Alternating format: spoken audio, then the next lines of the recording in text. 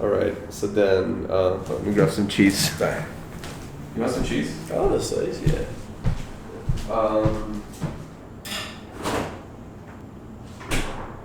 Wow, that's a really good take you had at the end, for real, on the breakup of.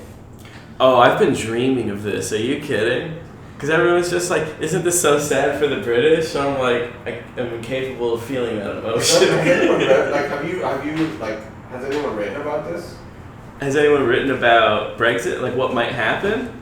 Yeah, no, I've read plenty of articles, but Yeah. I haven't read anyone detailing what you just described. Yeah, this is just a fantasy that I have, but it feels very realistic given what's You should read the Jacobin article. Oh yeah, about how it's the responsibility of every Irish person to be for Brexit just because it's such a good cell phone. Yeah, I mean, I think just like Jeremy Corbyn is anti-EU for like the right reasons, yeah. but like right now, like this movement has been hijacked. This is not like a good thing. Right. You can't fix it. Like The context of Brexit is one of right-wing nationalism, not left-wing populism. yeah, like I've told people I want a world in which my daughter comes home and says, Dad, who's Margaret Thatcher? And I say, Margaret Thatcher was the Prime Minister of the United Kingdom. And then she says, what's the United Kingdom? it would be a better place. Oh, yeah.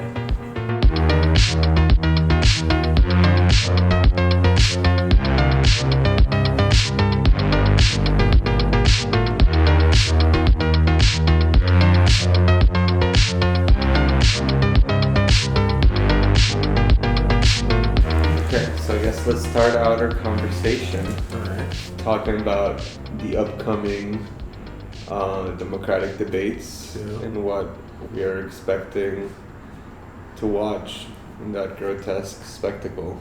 Already know it's in the bag. John Delaney will be voted hottest debate participant. Yeah, well, Hickenlooper is riding the momentum. It's true. He has tweeted, breaking, we have hit 2%. We're back in business. You did this. We're going, yeah, we did this, Gerald, the movement. I feel Going proud. to the next set of debates, unfortunately for America. But yeah, so it's 2 nights. I think one night is they paired up Bernie Warren in an obvious attempt to watch the two progressives cannibalize and fight each other. And then it's Biden and Harris. Yeah. Or they're, I guess, trying to do the same to the neoliberal side. So, to be fair. Lawson as Gravel got the $65,000. Yeah, what happened with that? So, I saw it on Twitter, but like he got kicked off. So I said that there was some loophole where he didn't technically have enough qualifying polls or something showing that he was above 1%. I could be wrong, but I believe they said actually he didn't qualify based on the polls. So we're letting Eric Swalwell's son take his place or whatever. They got Gravel. They knew, like they do all leftists. They neutralized him and took him out. Well, the Grabble teens will have something to say.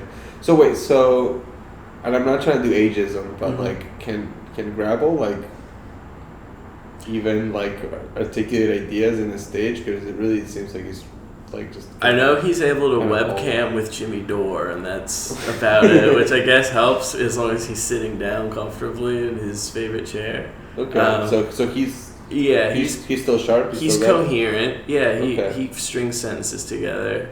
So he just willingly gave the Grabble teens access to the accounts. It's a good idea, honestly. Yeah, but. So apparently they reached out to him. They were living, I believe, in upstate New York, actually, and they were listening to Chapo. Yeah. Someone had made a mention of Mike Gravel. They went down a Wikipedia rabbit hole, found that boy telling Biden that he's an imperialist in 2008 on a debate stage. Said this might be our guy. He was right. Did do imperialism. He's still doing it. They're all still doing it. Okay. But I was nervous that if Gravel got on stage in whatever Futurama style hovercraft that he would need in order to actually stand above the podium at this point, that it was going to be noticeable that there's a world's difference between Mike Gravel the Zoomers running his Twitter account. That the two are not in fact one and the same. It's true. One is woker than the other, and one's sassier than the other. And one is sassier than the other. For sure. So I guess while we're in the subject of fringe candidates, I guess we have to hit Biden. In a way, yes. But no, I was thinking first Andrew Yang. True. So let's start. All right. What do we think of Yang? What's happening with the Yang? So I haven't seen much notice of Yang.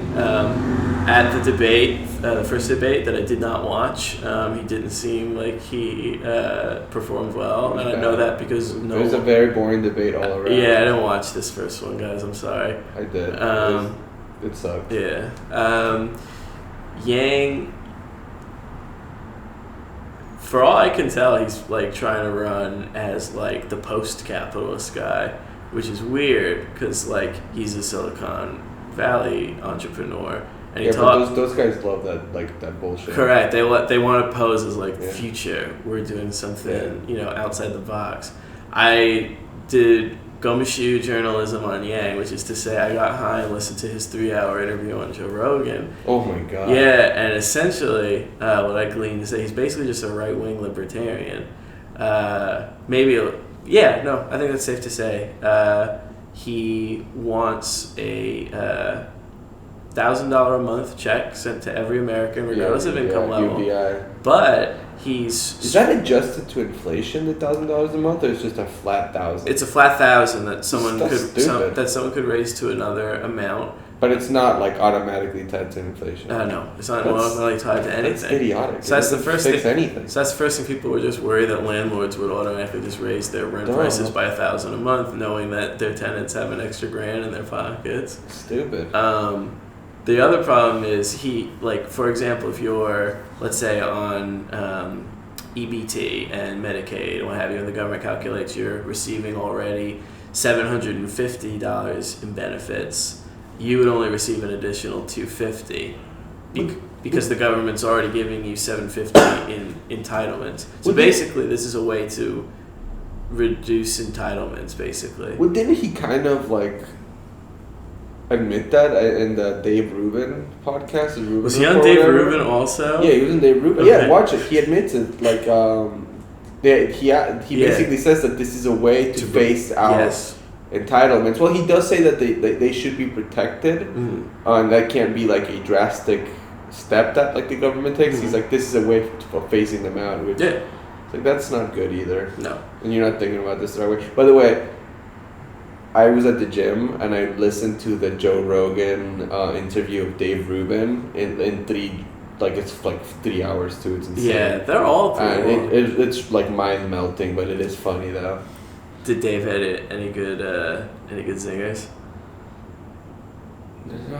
No, not really. But they get. I mean, there's been a lot of ridicule about this on YouTube, anyways. But there's this one part where Joe Rogan actually defends certain government regulations, especially with construction codes and regulations, and Dave Rubin tries to make the argument that regulations are just not needed, and he was like, no, but if you take out regulations, competition kicks in, that's going to make the developers want to build better, and the competition is going to improve the structures. And Joe Rogan makes the obvious and correct observation that no, that's not how it happens, and in countries or places or states where there's less regulations, developers cut corners all the time, which ends in disasters, shit collapsing on people.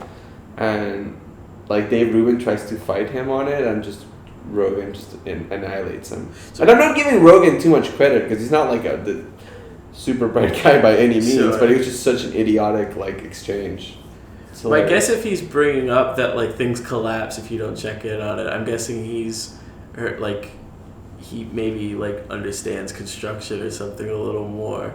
Yeah, I mean, you don't have to be a fucking a genius or have any strong understanding of construction. So it's good that there's an oversight on how shit is built. So there's a set standard. If only there were pretty basic shit. If only there was less regulation, I'd put more money into operating costs to make better products. Especially when the basis of that the market that those regulations like are set is like the for-profit motive. So like there's like an instant pool for people to cut corners and like spend less money building shit. So yeah. Anyway, so the next French candidate who has risen to the my third favorite spot is Marianne Williamson. Yeah. So, my favorite candidates are Bernie, Warren, and then Marianne Williamson. And I don't know, man, she's just speaking a language that, I know she's like a weird anti-vaxxer, I think, too. I think she was at one point. Or she was, which sucks, but like, I just think it's hilarious, and she's like speaking in a language of love that transcends all sort of other, what other candidates are talking about, and I think that people are laughing at her, but we laughed at Trump too, and America could meme Marianne Williamson into the White House. I will tell you, it can happen. People said that the left had no answer for Jordan Peterson, and I disagree. I think Marianne Williamson's, because what is Jordan Peterson really but like a self-help book writer in the guise of a social scientist. What is Marianne Williamson's whole political pitch?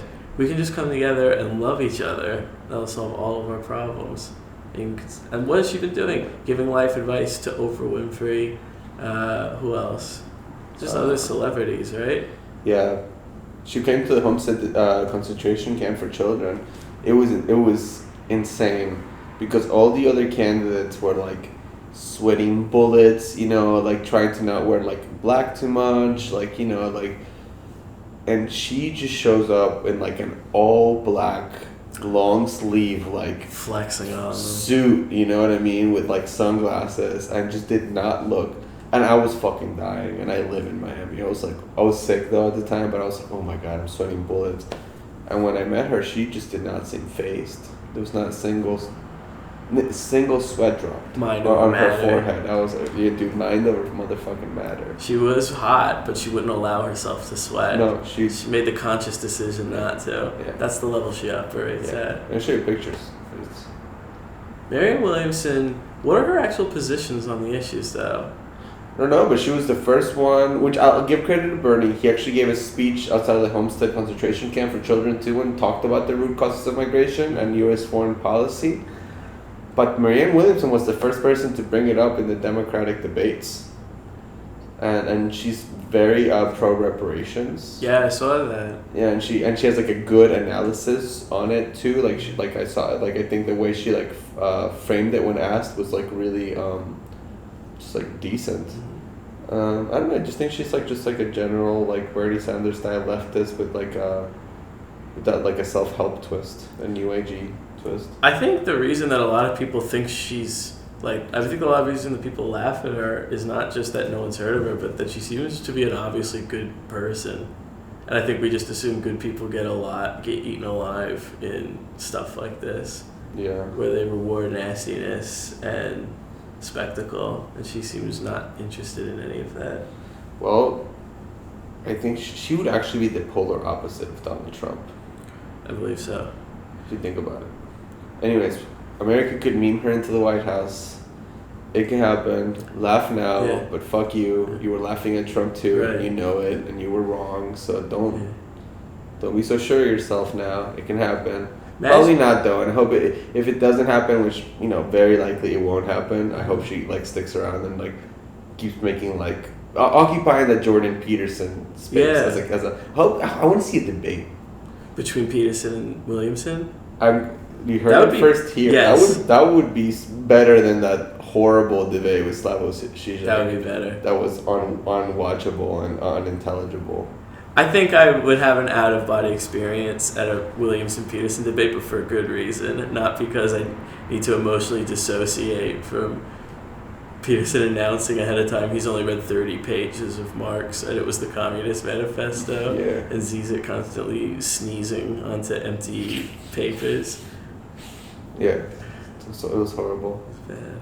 Okay, so then to the main contenders or whatever, according to the pundit class. So one night is Biden-Harris, right? Those are the big names on it. Mm-hmm. And then the other night is The main show. Elizabeth Warren versus Bernie Sanders. Theoretically. And then the other candidates, I don't even know. I don't care about anyone else. No, I don't know where they're situated. I don't know which night Bento's on. I deliberately took all of the candidates' names in my mental desktop and I dragged them all to the trash and I hit empty trash. Yeah. And when I see their faces, I become confused. Which night is Buttigieg on? See, that's the thing, I don't even know who Buttigieg is. You see, what night is Buttigieg? Who is Buttigieg to me? Right. I don't know him. Okay, so great. It simplifies this conversation. Mm-hmm. I've been in stuff for a while. There's only two people whose names I know. Their names are Elizabeth and Bernard. Well, I'm Biden too. So, I think everybody's just kind of, whether they want to admit it or not, are just waiting for Uncle Joe to say some terribly problematic thing, which it's going to happen. Mm-hmm. It's going to happen. Yeah, and today he was saying us on I think NBC that he's not going to be so polite in this debate. So I lost on purpose, guys. Yeah. That absolute massacre that I suffered at the hands of Kamala Harris, that was a gentleman's loss. Yeah, God. So he's not going to be so polite, and then. I think it's a general trend of these candidates getting aggressive. Cory Booker the other day he said that Trump, quote unquote, is a physically weak specimen, and that his, quote unquote, testosterone makes me want to punch him, end quote. That's just fucking embarrassing, honestly. Can you imagine, Hillary Clinton talking about what her estrogen makes her want to do to Donald Trump? Yeah, it's horrible. But see, that wouldn't happen. No. That's dumb guy energy. It's desperation. Yeah, it's just dude, what are you trying to do? Are you trying to get Trump to tweet about you? Yeah. Is that it? You're trying to get your name. It's just sad. It's dude, you suck. Cory Booker says his testosterone makes him want to punch me. I'm telling you now, his testosterone levels low as his poll numbers, folks. Okay, wait. Low energy and low testosterone. No, horrible. I don't know what Big Pharma is giving you as a kickback for all the bribes that they're giving you in the Senate, but whatever it's doing, it's making your T drop way down, Cory, way down to the floor. Just like you get paid. It's just like you get paid, Cory. But you know what? He didn't even get a Trump tweet. That's how... True. The most baitable snowflake in the country, which is Trump, it's so easy to get a reaction out of him. You couldn't do it. I'm realizing they are going to ask, because Bernie challenged him to a round of basketball, I think. And Bernie challenged who? I think he challenged him to a run, I think. To who? Trump? Bernie challenged Trump to a run. Biden... Still kind of dumb, but, yeah. But it's Biden... It's a lot more affable, actually, right. than saying, testosterone makes me want to punch it. It's idiotic. I'm not sure if he was, meme dropping himself, because there is that gif of Bernie running through that airport. He's a good basketball player. What is it? Biden, I think he said, wanted to wrestle Trump. Oh. Yeah. Yeah, and then he said he's I will take him backstage and beat him up or whatever. So Cory Booker's testosterone is through the roof going into this debate. Yes. He's ready to punch a motherfucker. Joe Biden is just not gonna be polite. Yeah. Biden's rolling in fireworks. Cory Booker is gonna show up, oiled up, topless, with a gallon of water. Yes. Biden is gonna roll in not in a suit and tie, but in a leather jacket and aviators, with a toothpick sticking out of his mouth. And every time he answers a question, he takes off the sunglasses and says, "This whole debate's bullshit." Oh God. Oh, speaking of French candidates, we forgot about our favorite French candidate. Who's our favorite? Tulsi Gabbard. She did do us one favor, which is she got the crankies out of the Sanders campaign. Yeah, they're all coming right back in full force as soon as she drops out. She said some fucked up immigration thing lately. I think she said she was not for open borders or something. I don't get it, man. What was it? Hold on, let me look it up. Sure. Have you heard about this? No, I only saw that she tried to defend Joe Biden. Saying, I know. yeah, she was so much to keep up with. She was saying Kamala Harris's clapback was obviously rehearsed. It was. Ahead of time true. on stage, and I think she's just trying to score like racial token like chips, basically. Whoa, really? Yeah, she's basically saying like you're weaponizing your race to make a bad case. Also, you've said you don't even really support mandatory busing, so why are you getting on his case about it? That's a fair point. Yeah, she did like backtrack on the same thing. Lead with that. In Iowa a couple of days later. So yeah. Like Kamala Harris is totally like prepared, rehearsed attack that she doesn't really even care about. But like it's still a good point, and like Joe Biden should be called out for it. Kamala Harris is sort of the perfect Democrat. Okay, so this is what she said. She said. Tulsi Gabbard says decriminalizing border crossings, it's like Julian Castro and others have proposed, could lead to open borders. It's actually much worse than I initially. Yeah, just what? So what if we don't have the military at the border? Could lead to open borders, Gerald. I mean, I want that, but I know, me too. So I was gonna say Kamala Harris is sort of like the perfect Democrat in that. She'll say something that's good, get a good response from the crowd, and then the next day walk it back. Like, for example, Medicare for All, love it, gotta have it. Abolish private insurance, sometimes you just gotta do what you gotta do. Mm-hmm. The next morning, did I say that? I meant that, or maybe not that. We'll see later. She did the same thing on busing. Joe Biden, racist busing. I'm a beneficiary of busing. That girl was me. And then the next morning, I don't know if you make busing mandatory exactly, even though, that was my whole shit last night. Yeah, I want to show you this t-shirt. I think David Agnew, made this t-shirt of her. And it's a picture of her, at the border, sure. Which I think all the DHS officers. Mm-hmm. And the T-shirt says "I was that woman," and it's her wearing the DHS jacket, that says police officer. That's pretty good. Yeah, it's a really good T-shirt, honestly.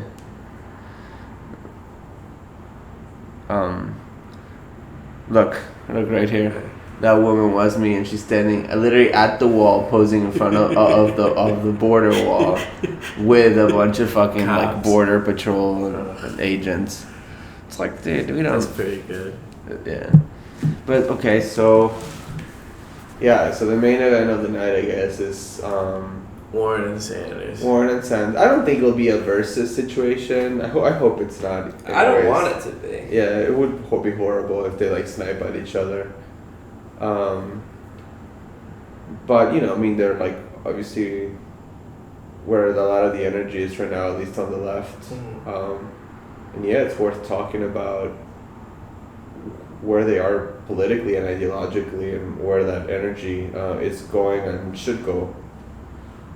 So what's your take? My take is twofold.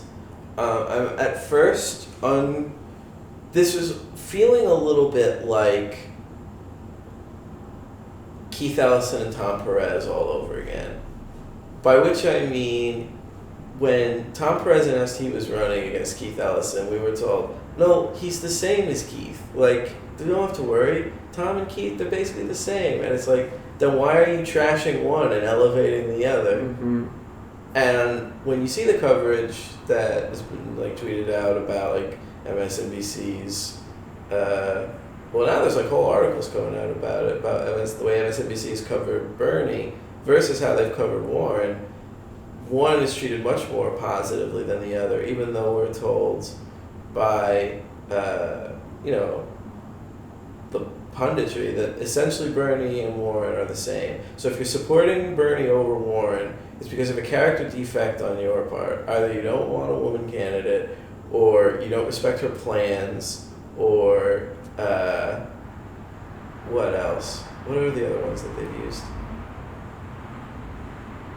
You just don't appreciate the sophistication of how she's been able to work within the system while Bernie just rails against the system.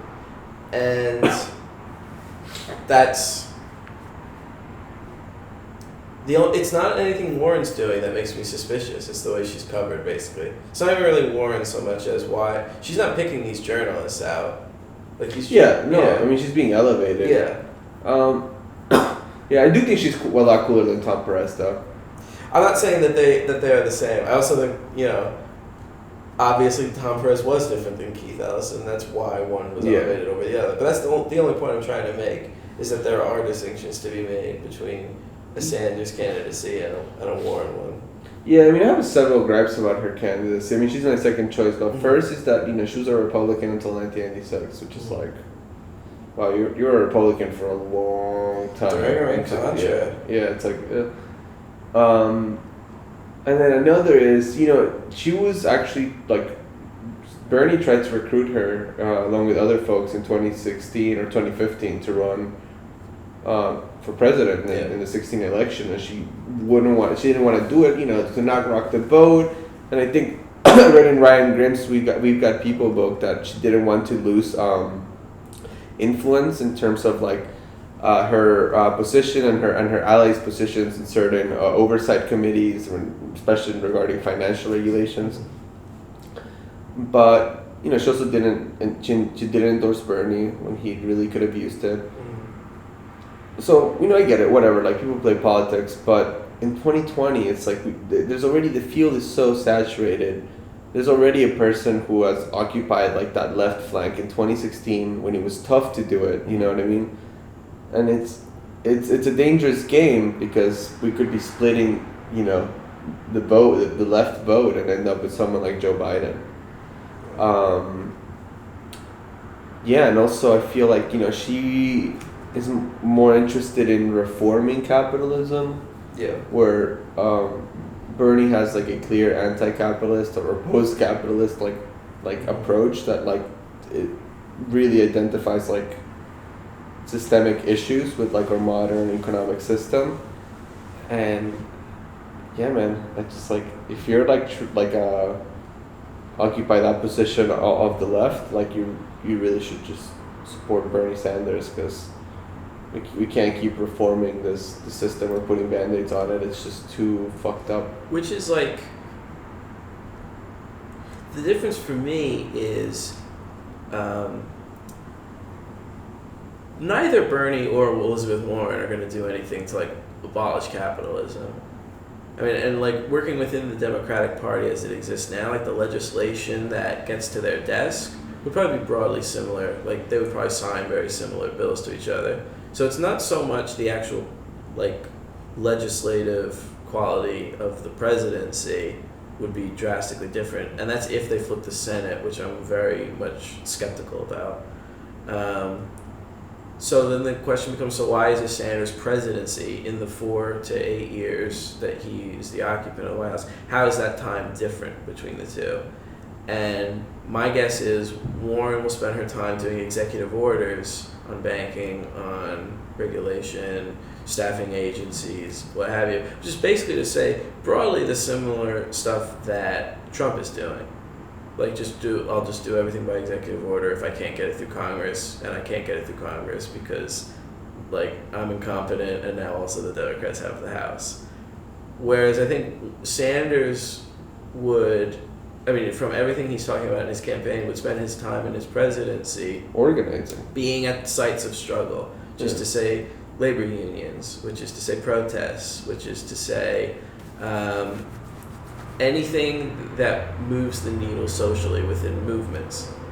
That basically he'd be campaigning every day of his presidency, essentially. Yeah, and the campaign would never end. That's what we need. Yeah, and Trump does that well to an extent. Like, he does that great. He does, like, rallies regularly. Yeah, He's like very connected to his like base of supporters.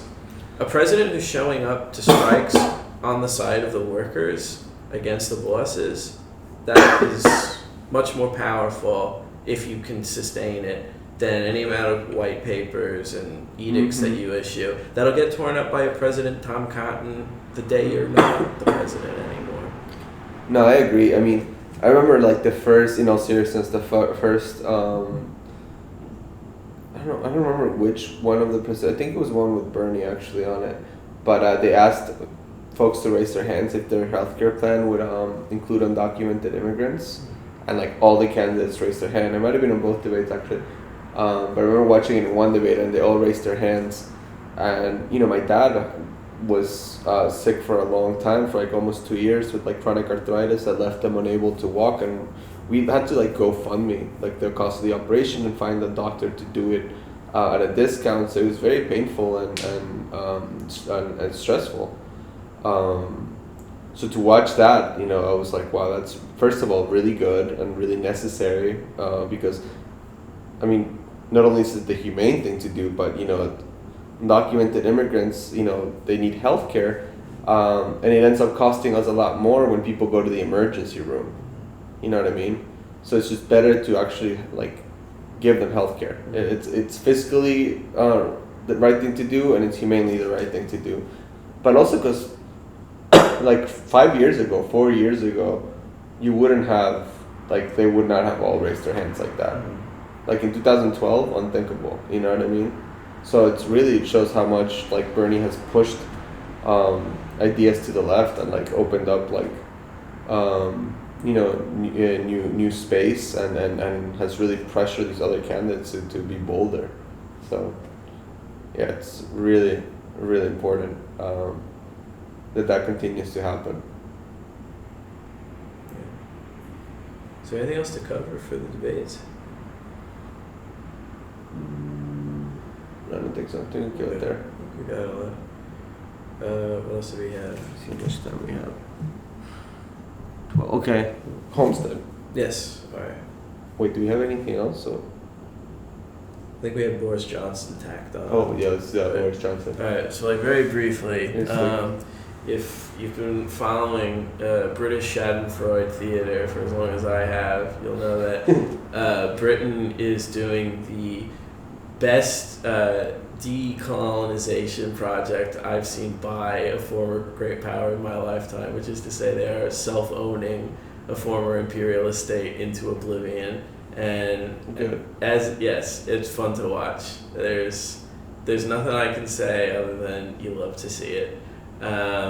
So Theresa May has resigned. She's out. She's self-owned several times. Yeah. Literally left in tears.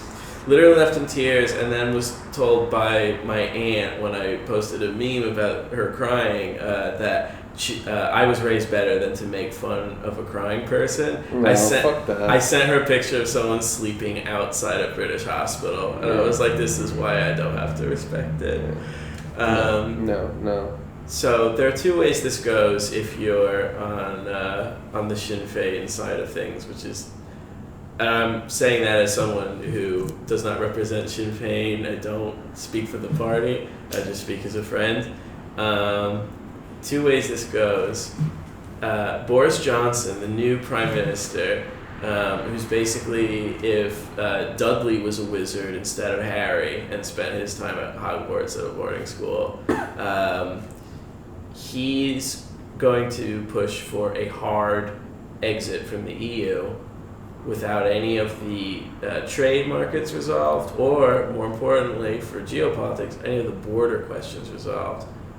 Which is to say, come October, Northern Ireland might be having to erect a formal border once again with the Republic of Ireland after... So would that mean that, like, British people would not be able to travel through the EU, like, as before? They would not have EU passports. But, well, as far as I know... with a hard exit like that. Yeah, with a hard exit, you would not you wouldn't be able to do, like, any of the mass move. That's the whole point of Brexit, is they don't want anyone coming from those countries into their country anymore. That's true, but I know that there were like some sort of negotiations to try to like some proposals were to like restrict like like the economic trade stuff, but keep the EU well, so that's mobility. The thing. So Theresa May was basically trying to cobble together, best as I could tell, basically trying to cobble together a deal with the EU. What the Tories promised was that we're going to get a better deal from the EU than the one we have now by threatening to leave. And then the EU was and like, the EU said, if we give you a better deal for threatening to leave, all the member states are going to threaten to leave, and the EU will have been broken up. So no, we're actually going to be dicks to you. We're going to be horrible. We're going to stonewall you, basically, for the next 2 years. Because why would we give you a better deal for having left? Then we have to give everyone either that better deal, which might not be sustainable continent-wide, or the EU will break up because everyone will say, well, screw it, then there's no point in being in the EU then, so I'll just leave and demand something better. It would make no sense. Does not make any sense. But Boris Johnson's saying, fine, we said we're leaving, and even if it's painful for us, we're leaving. So it's going to be a hard divorce he's pushing for, as far as I could tell, come October. Now, he doesn't have a large majority. It's down to 3. And depending on how some by-elections go in the next, I think, few weeks, that could be down to 1. So even if he wanted to push, I think, for the hard exit, he might not even have the votes to do that. Yeah. You know what would be interesting? We should do a podcast episode with Ron Cox. Oh, hell yeah. About the merits of the EU as a whole. He'd be good. Which it's a very complicated issue. EU is a neoliberal state, basically. Yeah, I mean the EU is inherently bad, but like the political context around it and how it's been weaponized by like the far right and stuff that's bad too. So the anti-EU stuff is not great either in terms of like certain social movements. Right. But yeah, we should. That could be the next episode. That'd be good. But yeah, man, I think Boris Johnson, you know a lot more about this than I do, but I think Boris Johnson is like underestimated. I think he like plays his bumbling, like stupid character, but he's actually like a lot smarter than Trump, for example. And even Trump, I think, is underestimated. I think he's a lot smarter. People give him credit for in a bad way, obviously. Right. But so I think he has a similar history of Donald Trump, which is failing upwards his entire life, essentially. That's like most like people in politics, and especially men. He failed out of a newspaper job. No, sorry, hang on. Let me correct myself. He'd failed out of his first job in politics, then took a job as a newspaper as a newspaper columnist. Moved to New York, moved back to the UK, did Brexit campaigning. Was the foreign secretary for a while for Theresa May, and then now is the prime minister. And then in between that, he was the mayor of London. I think that's... Why do British people like him? He seems like... I mean, I guess why Americans like Trump, right? But, like, he seems so stupid looking. I don't know. And the way he talks is annoying. He's like... I don't know. Just his hair looks dumb. I don't know. The guy just... Ideologically, aesthetically, just it's so unpleasant, like the whole brand. If he was a Simpsons character, like if he was replacing Mayor Quimby, they'd be like, no, this is too goofy. Yeah. Like he's goofier than a cartoon. Yeah. I don't goofy, know. That's the right word. Yeah, I don't know what it is. He's got this like guy at the end of the bar quality to him, I guess. It's you know who he was kind of like, not even Donald Trump. It's kind of like George Bush. He's like British George Bush. He's like, do I know what I'm doing? No, but aren't you kind of happy I'm here? And even if the answer is still no, you can tell he's not going to stop smiling at me until I just shut up. So I'll shut up. I guess for people who have his politics, even some who don't, I guess he has a charm. Also, I think the idea of like a journalist or someone who wrote for newspapers and lived in New York City on the West Side for a while, I was like mayor of London. I guess for that, like they assume he must be more cosmopolitan for having traveled and written so widely. You go listen to him speak. He talks like a drunk, and he's racist on top of it. Yeah, he's very yeah. So the one that comes immediately to mind is Boris Johnson was accusing Obama of hating the West, just all of it. Oh, God. And they asked him why. Stupid, like, criticism of Obama. Well, they asked him why, and he said, Well, Obama's grandfather was a British colonial subject in Kenya, and long story short, we were hearing rumors about uprisings, and we took some civilians and tortured them so as to show them, who's boss. And one of those people was Barack Obama's grandfather, apparently. And now that man's grandson is the president of the United States. And I think he harbors resentment towards us about that. Rightfully fucking yeah, so. So my thing is like, I hope he does. Like, that would make him a better president. Right. Let me you should. Let me get this straight. You tortured the president of the United States' grandfather, and you want him to reassure you that he doesn't hold a grudge? Go fuck yourself. Fuck out of here. How about we're sorry? That was maybe not the best moment in our history. I know, ridiculous. Yeah. So, just to round out this conversation, success rate. What I think he's gonna leave in tears like Theresa May. It's unworkable, and even if he does the no deal, it's gonna be a fucking political disaster. My dream scenario is not that Corbyn beats him, but that Boris Johnson is the last Prime Minister of the United Kingdom. What replaces it? The friendly nations of England and Wales. Which is to say, if he does a hard exit and they tell Northern Ireland, we're reconstructing the border that we spent decades demilitarizing during the terrorism times, every poll has said, if that's our choice, then we're voting to leave the UK. We'll reunite with the Republic of Ireland, and we'll become an EU member state ourselves by becoming the Republic of Ireland.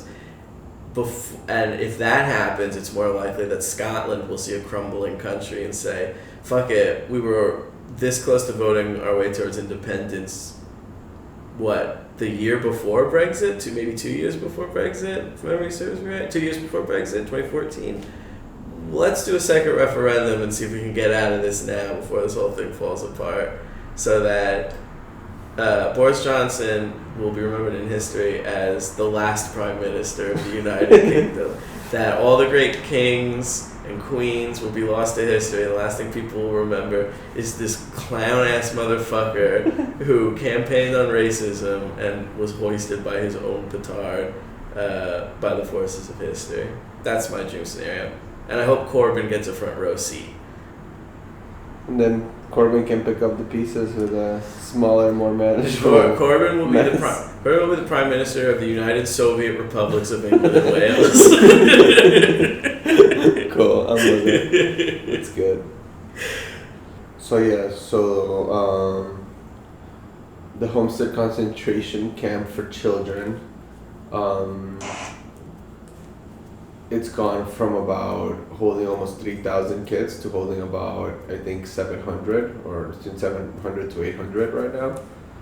And I think that's largely because, border crossings are down because it's summer and it's hot, and also because it's hurricane season, and the facility, I think, was built for like around 1,000 kids in case of a hurricane.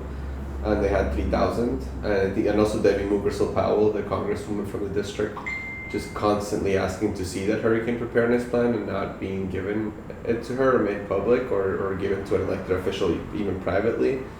I think really put a lot of pressure on the place, and it looks like the place might be closing down because we've heard from sources that they're not renewing the contracts with the facility, the private contractor and the Office of Refugee Resettlement.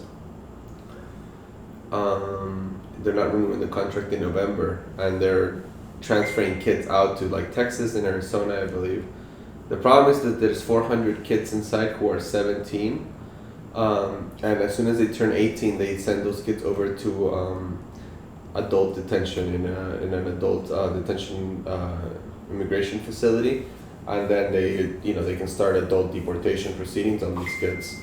So it's really scary, and we like the Miami New Times has this data base from sources that show that there's like a large number, like 400 of these 17-year-old kids.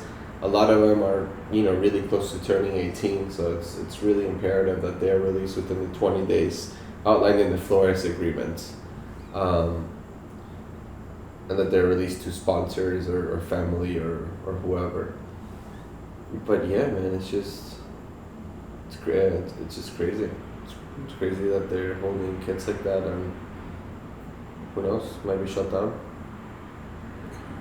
What timeline do you give it if it does get shut down? Also, where I don't know if it will. Okay. They might just keep it like, idle. There's like that report recently that like the Trump administration was making moves to try to detain kids who can't be reunited with sponsors or have difficulties indefinitely.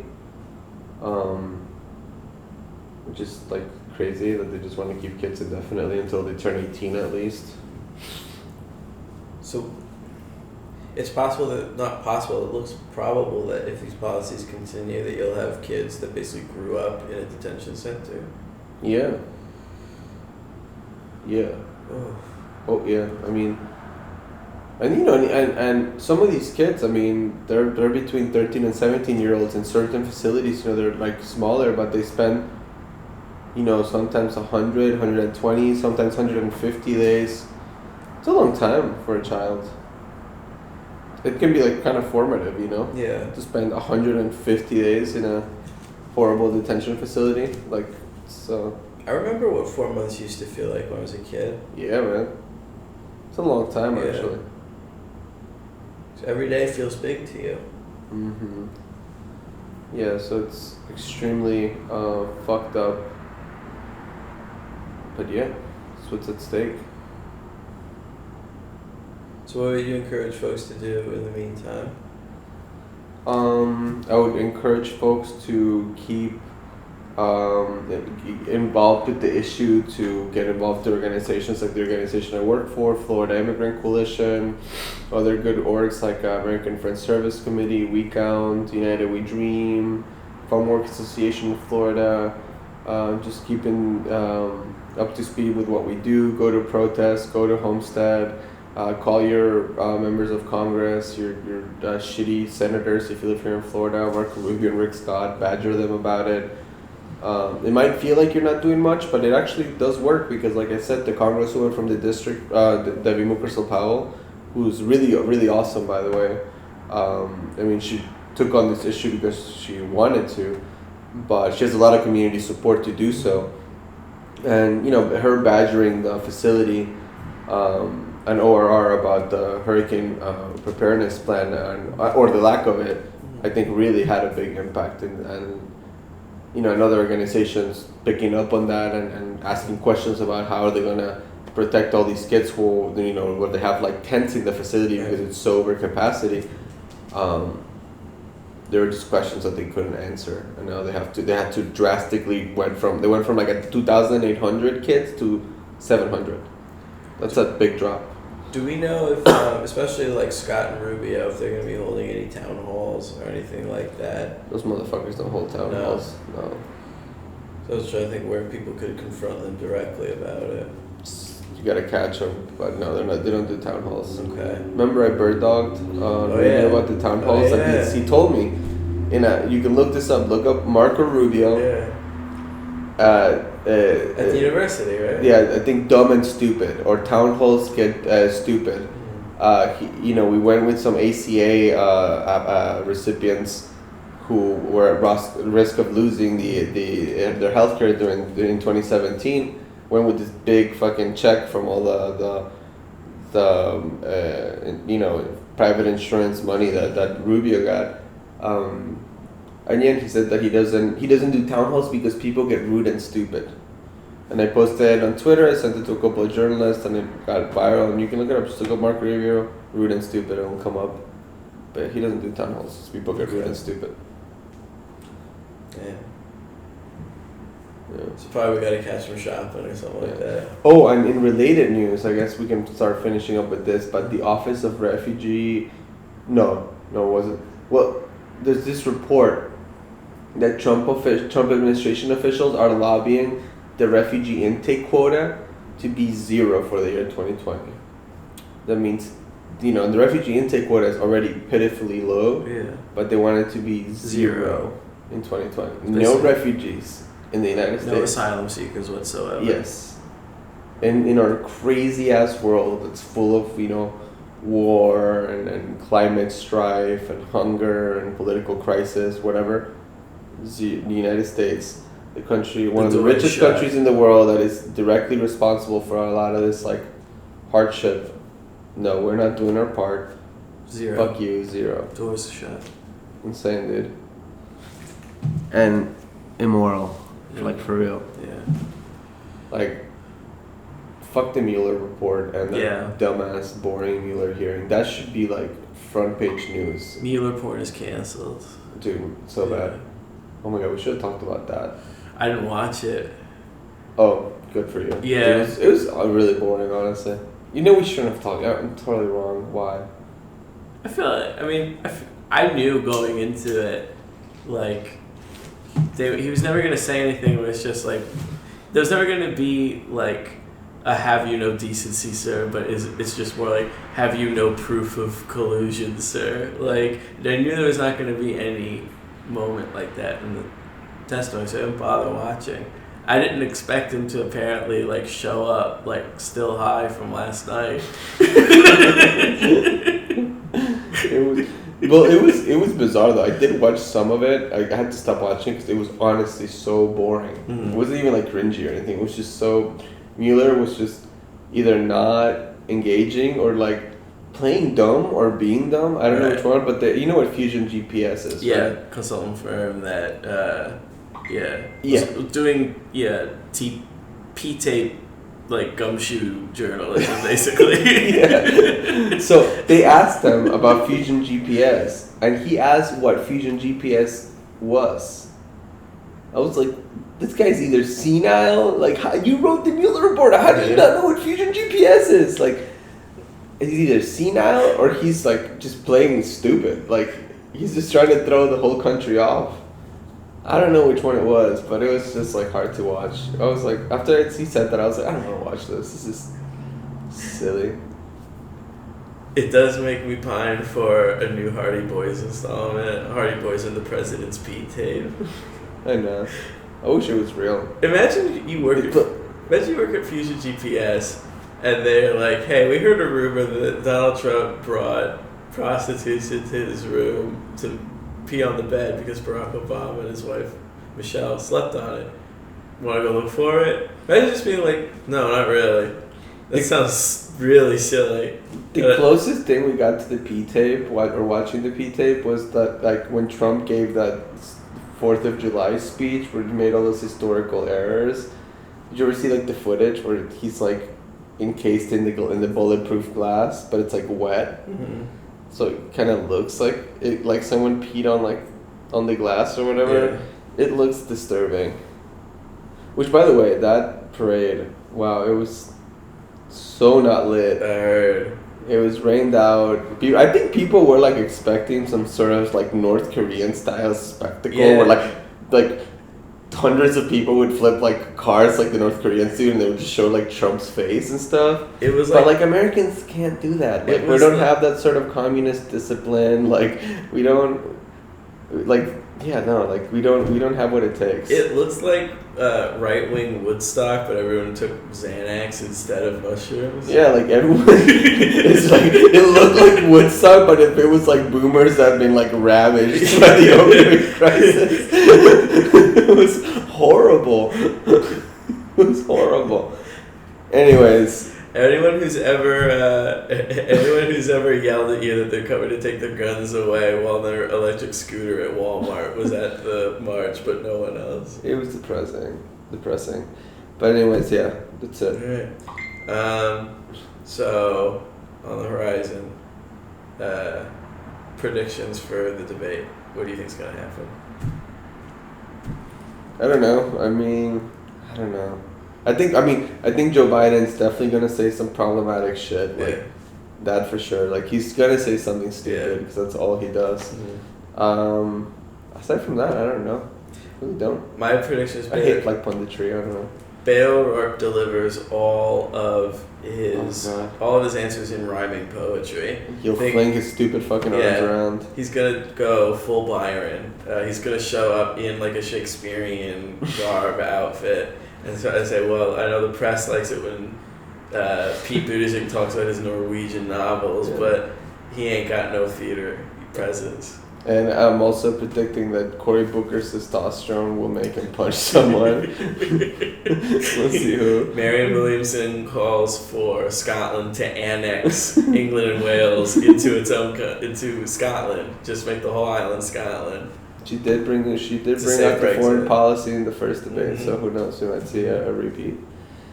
But I don't know, fuck it. Like, whatever happens, it's stupid. These debates shouldn't inform your decision making. Actual research and ideology should. And if you really care about the world and ensuring that people have a better life, vote for Bernie Sanders. Cardi B endorsed, vote for Daddy Bernie, bitch. Read a book, nerds. Yeah. Goodbye.